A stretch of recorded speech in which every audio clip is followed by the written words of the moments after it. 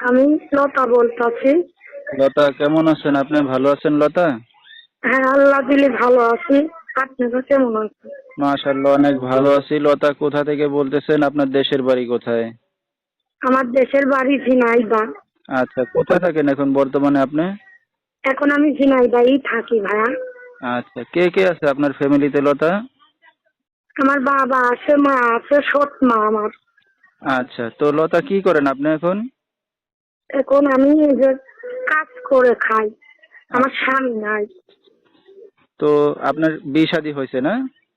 হ্যাঁ, বিয়ে শাদী হয়েছে, একটা বাচ্চা আছে।